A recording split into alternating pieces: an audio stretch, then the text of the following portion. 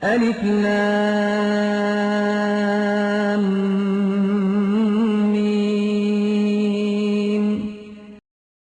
اللهم صل على محمد وعلى آل محمد كما صليت على إبراهيم وعلى آل إبراهيم إنك حميد مجيد. اللهم بارك على محمد وعلى آل محمد كما باركت على إبراهيم وعلى آل إبراهيم إنك حميد مجيد.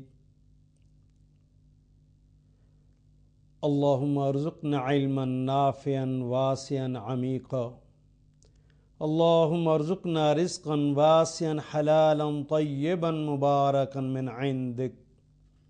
اللهم ارزقنا حياة سعادة وموت شهادة. اللهم تقبل منا إنك أنت السميع العليم وتب علينا إنك أنت التواب الرحيم. وصلى الله تعالى خير خلقه محمد وآلہ واصحابہ اجمعین برحمتک یا ارحم الراحمین. طالب علم پی ایچ ڈی کا ہو یا پرائمری کا ہو، جس دن اسے اس بات کا پتہ چلتا ہے کہ آج کلاس میں پڑھائی نہیں ہوگی، اسے بہت خوشی ہوتی. میرے بیٹوں اور بیٹیوں، یہ خوشی آج آپ کو مبارک ہو. آج کوئی پڑھائی نہیں ہوگی. آج تو صرف تعارف ہے، اور تعارف بھی روایتی انداز میں نہیں، بلکہ آج میں آپ سے آپ کا تعارف خود کرواؤں گا.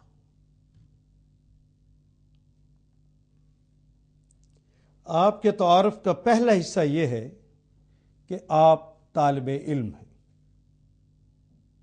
یقیناً زندگی کے مختلف گوشوں سے تعلق رکھنے والے لوگ آج یہاں میرے سامنے بیٹھے ہیں. ڈاکٹر، انجینئر ہوں گے، پروفیسرز ہوں گے، کاروباری حضرات ہوں گے، لیکن اس مجلس کے اندر آج آپ سب طالب علم ہیں. اور طالب علم کہتے ہیں ایسی ہستی کو جو علم کے حصول کے لیے کوششیں کرتی ہے، جستجو کرتی ہے، تگ و دو کرتی ہے، اور علم کے حصول کے لیے اپنا سب کچھ کھپا دیتی. ایسی ہستی کو طالب علم کہتے ہیں. جو پارٹ ٹائم پڑھتا ہے وہ طالب علم نہیں ہوتا. طالب علم تو اس کا نام ہے جو اپنی ساری صلاحیتوں کو اس علم کے حصول کے لیے کھپا دیتا ہو.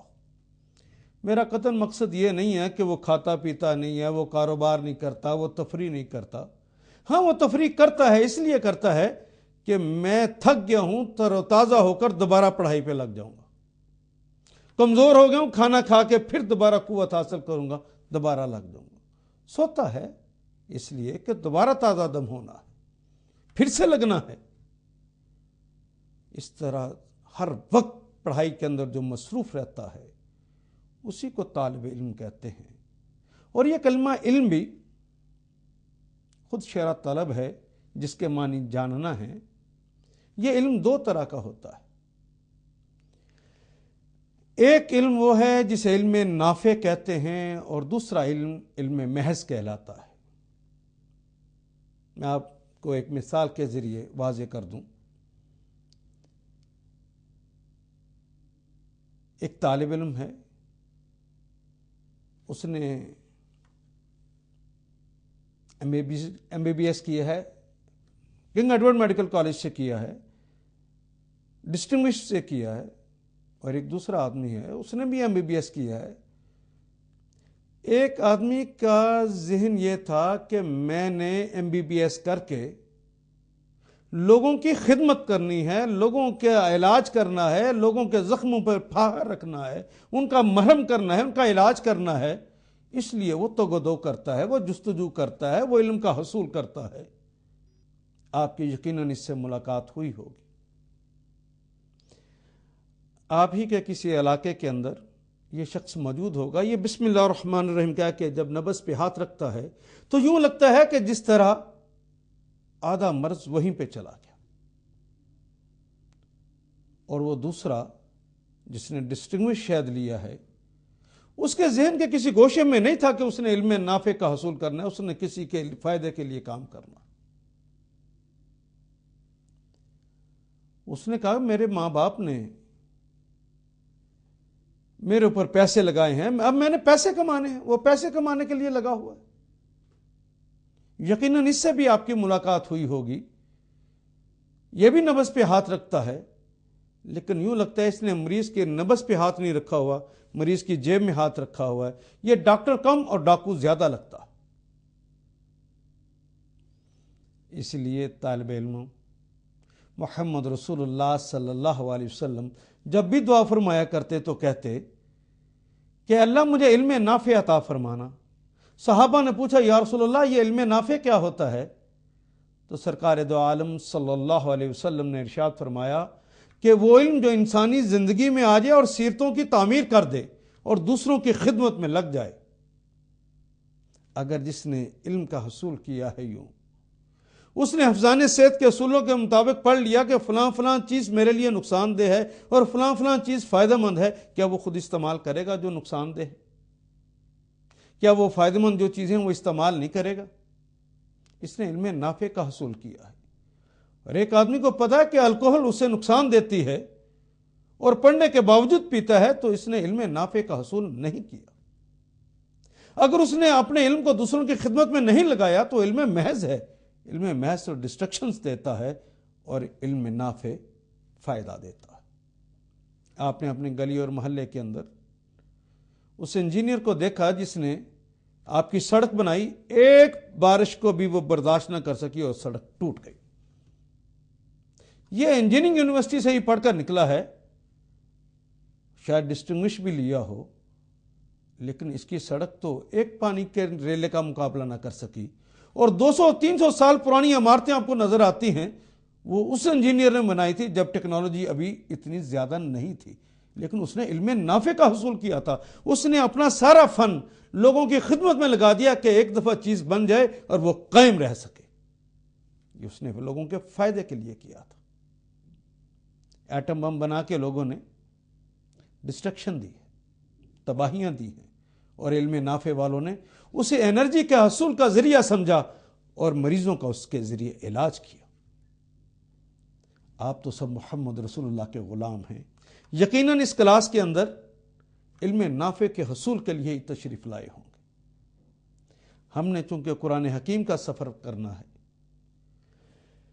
علوم تو فزکس ہو، کیمسٹری ہو، بایو ہو، یہ سارے ہی علوم ہیں، اور قرآن حکیم کا بھی علم ان سب کا سرتاج علم ہے، لیکن نیت صالح نہ ہو، نیت نافع کی نہ ہو، نیت علم محض کی ہو کہ لوگ کہیں گے اسے یہ علم بھی آتا ہے، لوگ کہیں گے بڑا پڑھا لکھا ہے، لوگ کہیں گے اسے قرآن کا ترجمہ آتا ہے۔ اگر اس نیت سے آئے تو علم نافع نہ ملے گا جب تک یہ نہ سوچ لیے اس سے میں نے اپنی زندگی کی سیرت کی تعمیر کرنا ہے، اس کو میں نے دوسروں کی سیرت کی تعمیر کے لیے لگانا ہے، اسے میں نے دوسروں کی خدمت کے لیے لگانا ہے۔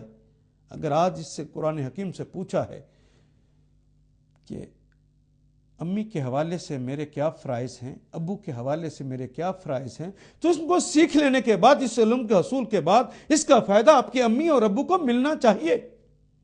ان کے سامنے آپ نے اف نہیں کیا تو اس کا فائدہ امی کو مل گیا ہے۔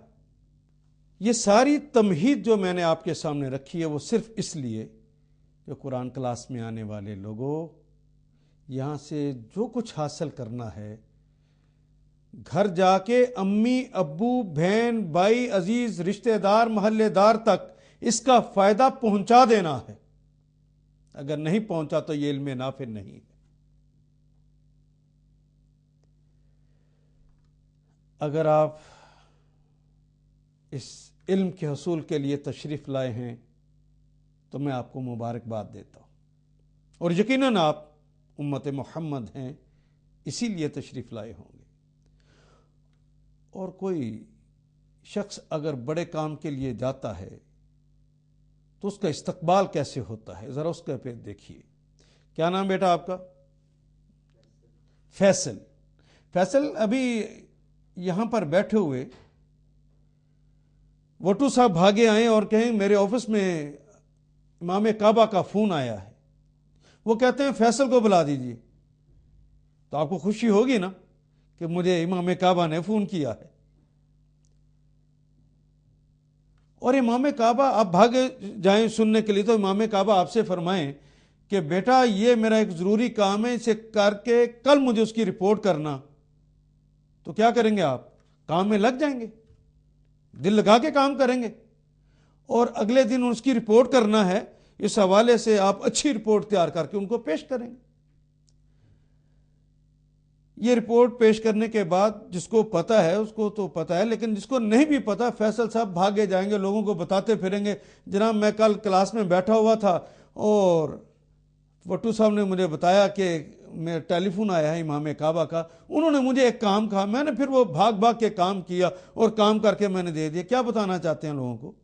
خوشی ہوئی ہے نا، اس خوشی کا اظہار کر رہے ہیں نا، لوگوں بتانا جا رہے ہیں لوگوں میں عام آدمی نہیں ہوں، میرے تو امام کعبہ سے ڈائریکٹ تعلقات ہیں، اور صرف اتنا ہی نہیں، ان کے جاننے والے اور بھی ہیں، انہیں میری ذات پہ اعتماد ہے، اس لیے یہ کام انہوں نے مجھے کہا ہے اور میں نے کر کے ان کو دے بھی دیا ہے۔ خوشی سے بتاتے پھریں گے۔ میرے بیٹوں اور بیٹیوں، آپ جو سب لوگ یہاں تشریف لائے ہیں، آپ کسی امام کعبہ کے کہنے پہ نہیں آئے ہوئے، آپ کو امام المرسلین نے بھیجا ہے یہ بات کہہ کے کہ طلب العلم فریضۃ لکل مسلم و مسلمہ، ہر مسلمان مرد و زن پر علم کا حصول فرض ہے۔ آپ کس کے کہنے پر آئے ہیں یہاں پر؟ محمد رسول اللہ کے، امام کعبہ کے نہیں، امام المرسلین کے کہنے پر آئے ہوئے ہیں۔ اور امام المرسلین اگر آپ کو کوئی کام کہہ رہے ہیں تو آپ کی خوش قسمتی، آپ بھاگ بھاگ کر کام کیجئے اور اس کو سیکھیے، دل لگا کر اس کو سیکھیے، اس کام کو کیجئے کہ انہوں نے کہا ہے۔ اور کوئی آدمی یہ سمجھے کہ اس مجلس میں آج میں خود ہی آ گیا ہوں، نہیں، خود کوئی نہیں آیا۔ یہ ٹھیک ہے کہ بینرز بھی پڑھے آپ لوگوں نے، ایڈورٹائزمنٹ بھی سنی آپ نے، اس کی بنیاد پر آپ کہتے آئے، تو یہ تو ہزاروں اور لاکھوں لوگوں نے سنی تھی، لیکن آئے تو آپ حضرات ہیں، بستیوں سے چن چن کر میرے اللہ نے آپ کو بھیجا۔ آپ عام لوگ نہیں ہیں، اللہ کا انتخاب ہیں، اور محمد رسول اللہ کے بھیجے ہوئے ہیں۔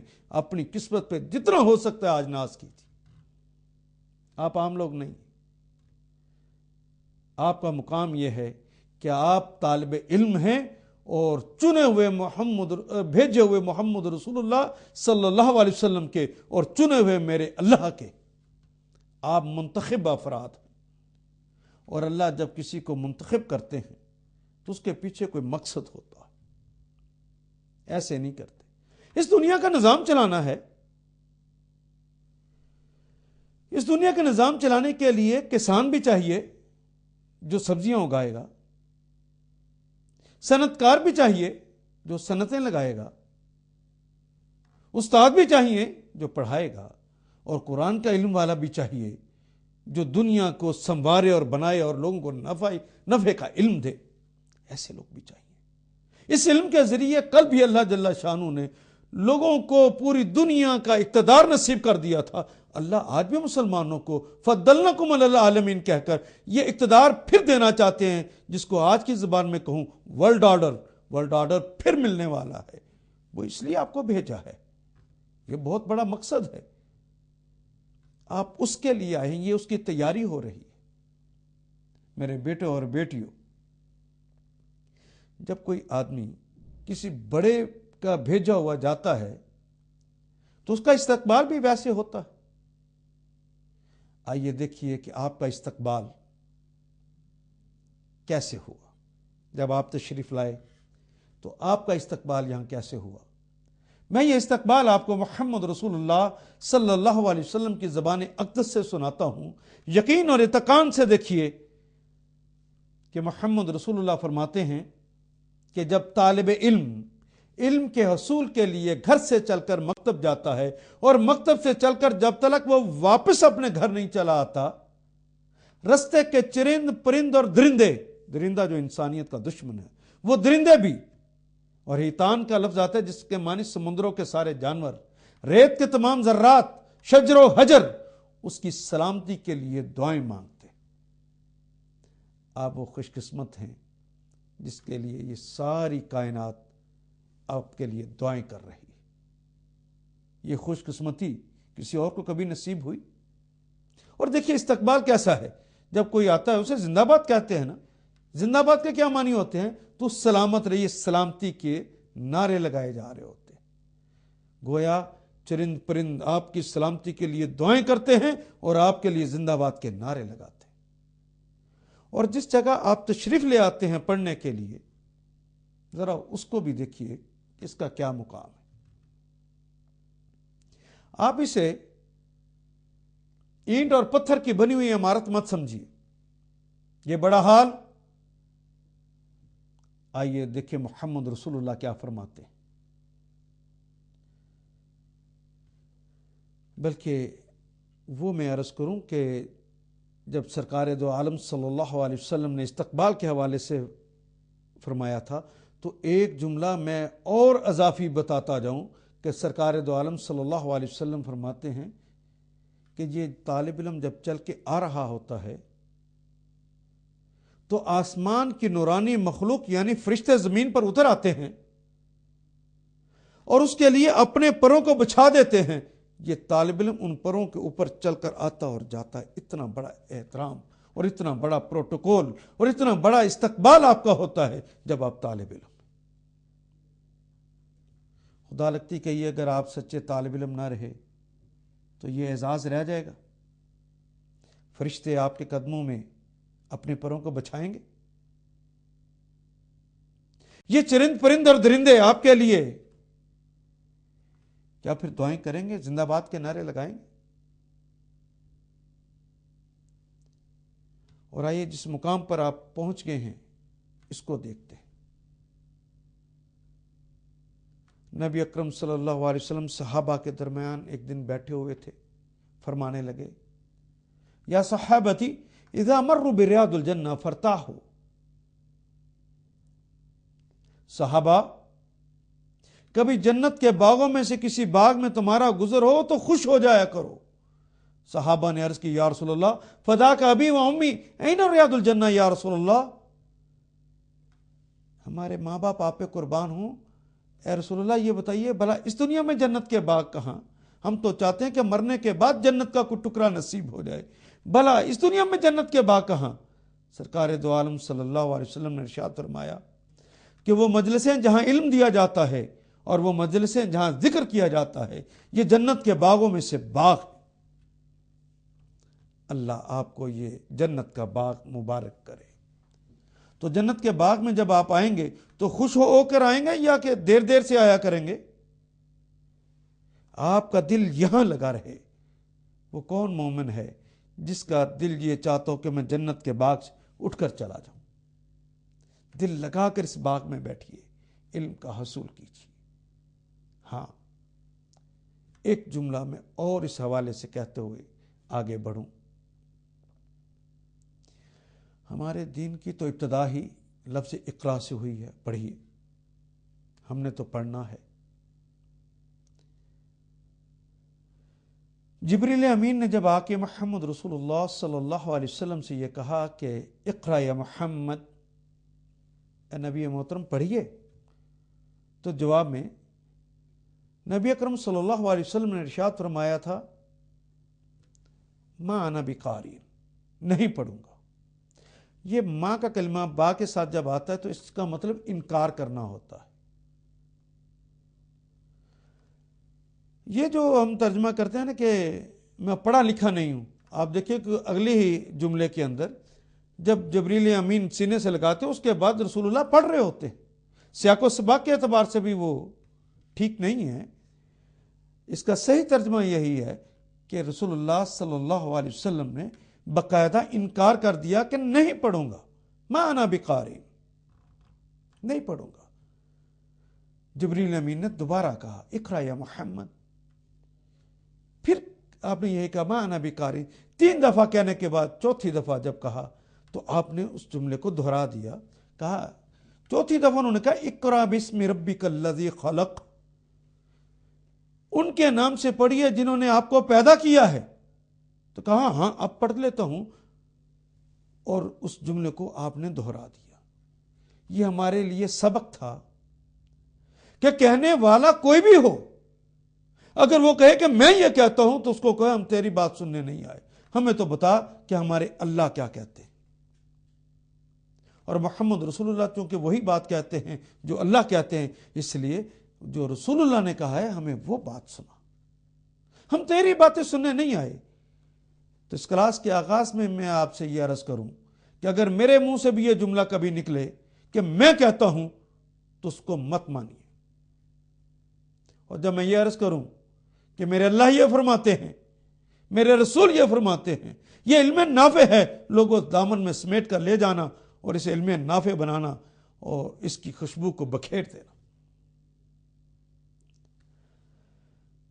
آپ کے تعارف کا دوسرا حصہ یہ ہے کہ آپ پاکستانی ہیں. یہ تعارف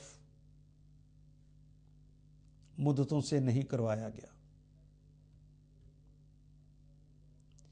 بعض لوگوں نے بڑے خلوص سے نہیں کروایا,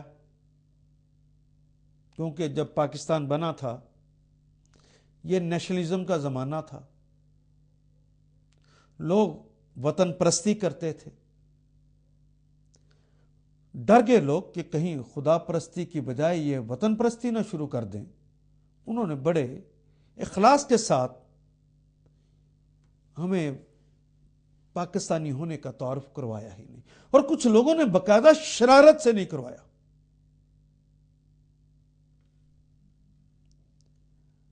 جس کی وجہ سے آج ہم پاکستانی نہیں رہ گئے.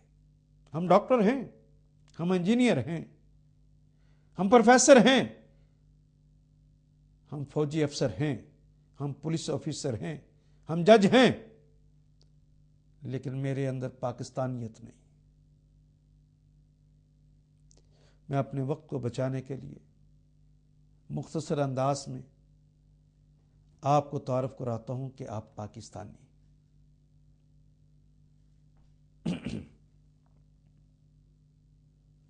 جب میں کہتا ہوں کہ آپ پاکستانی ہیں تو دراصل میں آپ کو یہ بات کہہ رہا ہوں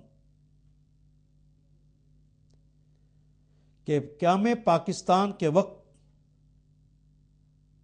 جتنے گھبرو نوجوانوں نے اپنی زوردار اور کڑکدار آوازوں میں, جتنے بوڑھوں نے اپنی ضعیف, کمزور اور ناتواں آوازوں میں,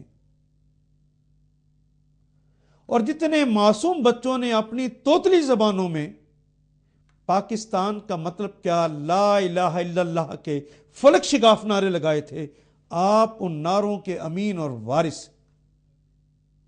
آپ عام لوگ نہیں. ان کے خوابوں کو ابھی تعبیر نہیں ملی, یہ تعبیر دینا آپ کا کام ہے. آپ عام لوگ نہیں, یہ آپ کے ذمے ہے. پاکستان کا مطلب کیا, لا الہ الا اللہ, تشنا کام. جب میں کہتا ہوں کہ آپ پاکستانی ہیں تو دراصل میں آپ کو یہ بات یاد دلا رہا ہوں کہ قیام پاکستان کے وقت جتنے کھلیانوں کو جلا دیا گیا تھا, جتنے تجارتی مراکز کو لوٹ لیا گیا تھا,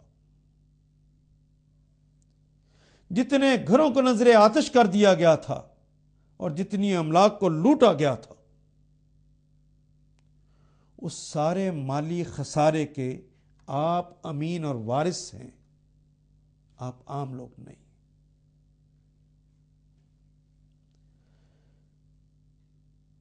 جب میں یہ باتیں آپ کو کہہ رہا ہوں تو اس کا مطلب یہ ہے کہ آپ نے اپنی ذمہ داریوں کو اس میں سمجھنا ہے, اور ہر شخص نے اپنی اپنی ذمہ داریوں کو پورا کرنا ہے ایک پاکستانی ہونے کے ناطے.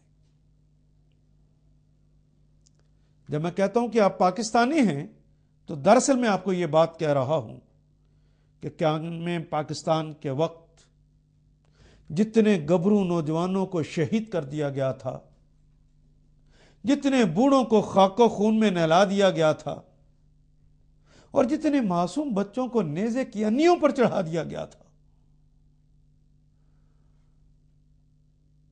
اس سارے جانی خسارے کے بھی آپ امین اور وارث ہیں۔ پاکستان کا دفاع آپ پہ فرض، ایک ایک پاکستانی کا دفاع آپ پہ فرض۔ جب میں کہتا ہوں کہ آپ پاکستانی ہیں تو دراصل میں آپ کو وہ مناظر یاد کرا رہا ہوں جب قیام پاکستان کے وقت جو لوگ ریلوے اسٹیشنوں کے ذریعے آئے تھے، ٹرینوں کے ذریعے آئے تھے، وہ اس بات کی گواہی دیں گے۔ اور آپ اپنے بزرگوں سے گھر جا کے پوچھیے، ایک ریلوے اسٹیشن ایسا نہیں تھا جس کی دیواروں کے اوپر نوجوان بچیوں کے پستان کاٹ کر پاکستان مرد آباد کا لفظ نہ لکھا گیا۔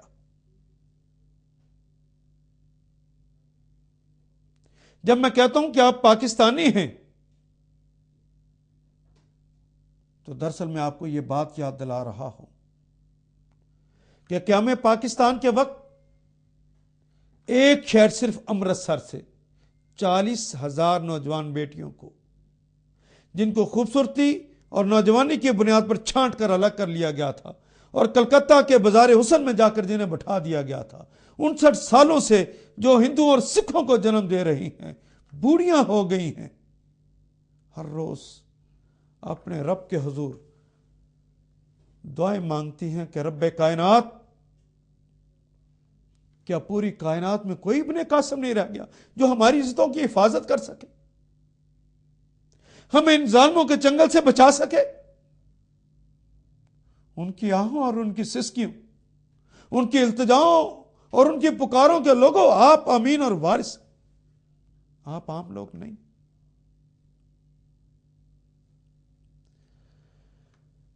مجھے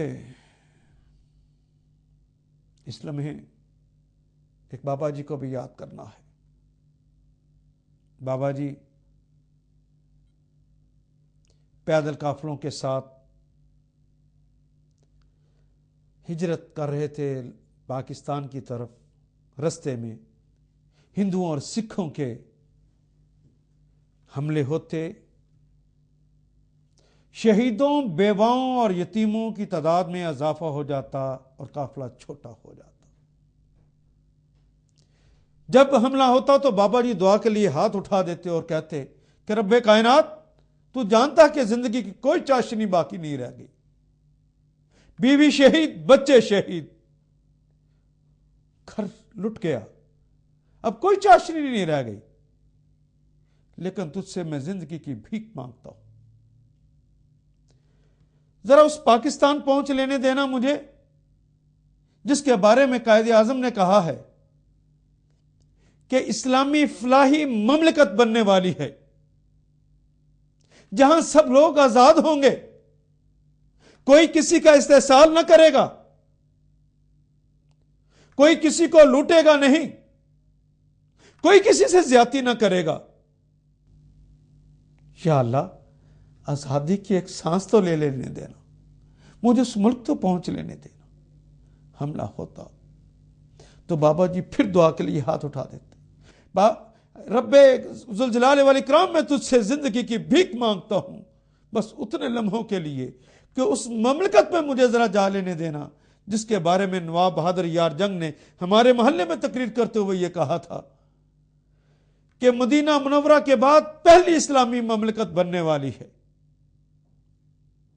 یا اللہ، اس پہلی اسلامی مملکت کے اندر ایک سانس تو لے لوں جس کے اندر کہا گیا تھا کہ اذانیں ہو جائیں گی تو لوگ اپنی دکانوں کو کھلا چھوڑ کر چلے جائیں گے اور لوٹ کا کوئی ڈر نہ ہوگا۔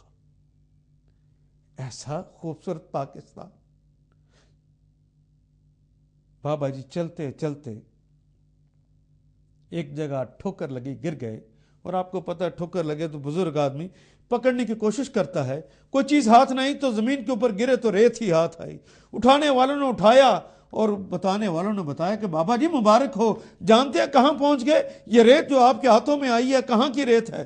پوچھا کہاں کی ریت، کہاں پہنچ گئے؟ کہا مبارک ہو، ہم لاہور پہنچ گئے، یہ راوی کی ریت ہے۔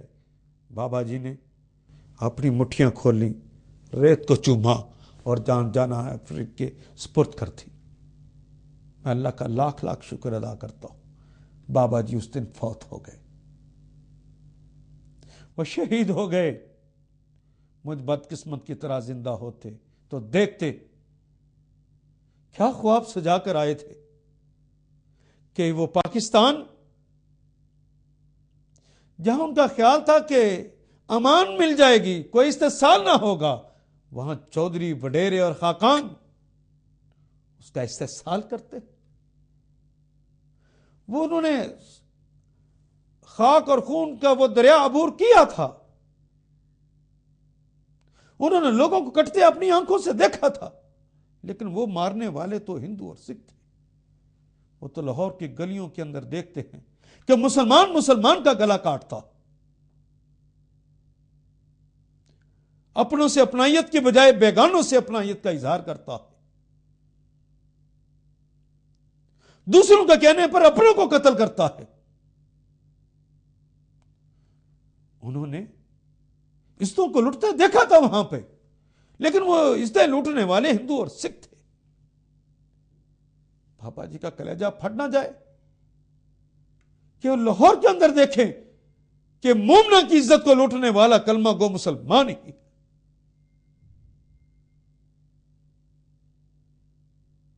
خدا لگتی کہ یہ کل قیامت کے روز حشر کے میدان میں اللہ جل شانہ فیصلے فرمانے لگیں۔ دور سے ایک نوجوان بیٹی بھاگی ہوئی آئے اور عرض کرے کہ بار الہ ضرور فیصلے فرمائیے، لیکن میری بپتا تو سن لیجیے۔ اذن ملنے پر وہ عرض کرے کہ بار الہ، جب پاکستان بنا تھا میرے سامنے میرے گھبرو بھائیوں کو شہید کر دیا گیا، میں خاموش نہیں۔ میرے امی ابو میرے سامنے خاک کے اندر تڑپتے رہ گئے۔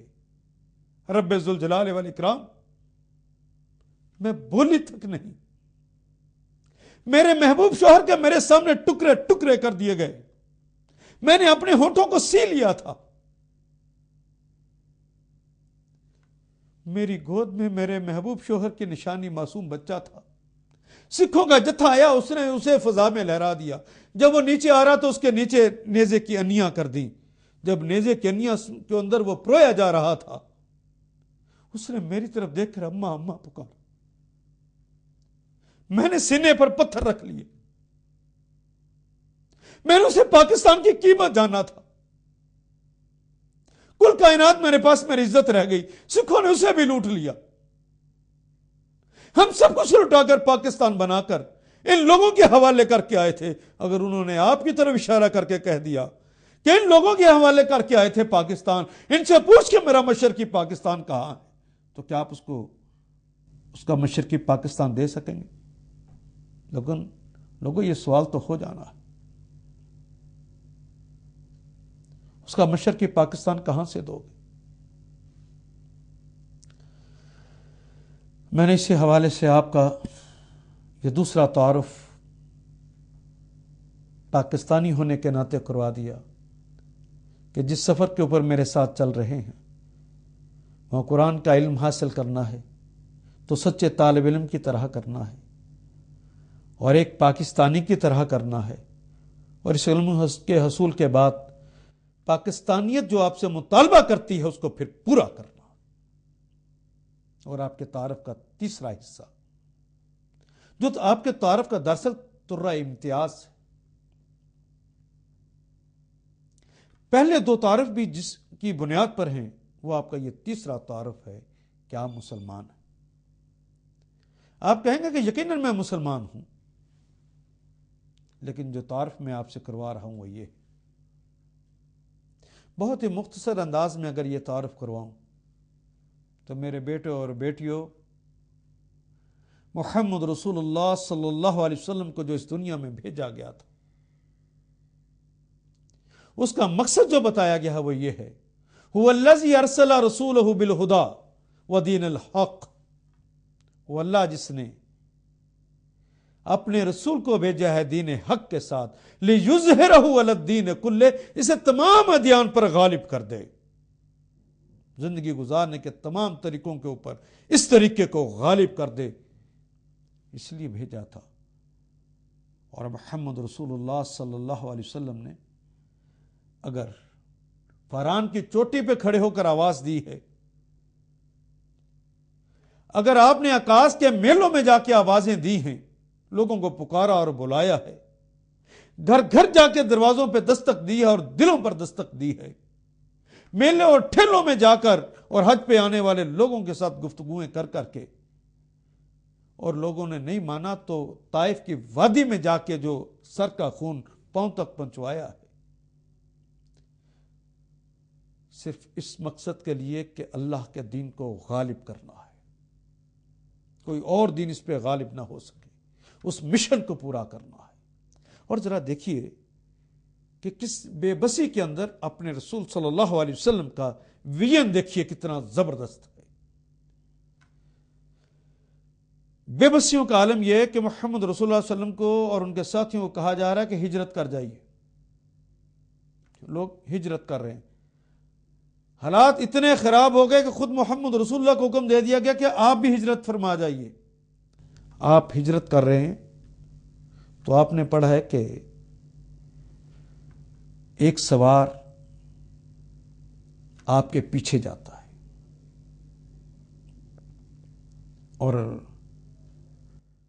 آپ کو پکڑنے کی کوشش کرتا ہے، لیکن اس کا گھوڑا زمین میں دھنس جاتا ہے، وہ پھر نکلتا ہے، پھر دھنستا ہے۔ وہ ایک لمبی بات، اس کو میں چھوڑتے ہوئے صرف آخری بات کہنے لگا ہوں۔ نبی اکرم صلی اللہ علیہ وسلم فرماتے ہیں کہ سراقہ تم میرے پیچھے آئے ہو، کیوں آئے ہو؟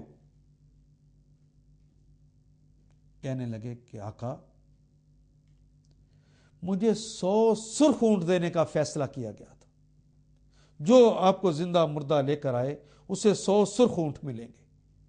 100 سرخ اونٹوں کے لیے فرمایا کیا عالم ہوگا جب تو کیسر اور کسرا کی کنگن پہنے گا۔ دیکھیے ان کو کتنا یقین ہے کہ اللہ کا دین غالب ہونے والا ہے، صرف اس دھرتی کے اوپر ہی نہیں، بڑی بڑی ریاستیں ڈھیر ہونے والی۔ یہ جو کنگن ہے یہ امارت کی نشانی نہیں ہے، یہ اس زمانے میں بادشاہت اور حکمرانی کی نشانی کہ میرے غلام ان سارے علاقوں کے اندر حکمرانی کریں گے، دین غالب ہوگا۔ اور جب مدینہ منورہ بھی گئے، غزوہ احزاب کے اندر آپ نے دیکھا کہ غزوہ احزاب کے اندر بھی نبی اکرم صلی اللہ علیہ وسلم وہ حکم دیا کہ خندق کھودنا ہے، خندق کھودی جا رہی ہے۔ ایک آدمی نے کدال ماری، کدال اچھل گئی، طاقت سے لگی نہیں تھی۔ پوچھا کیا معاملہ ہوا؟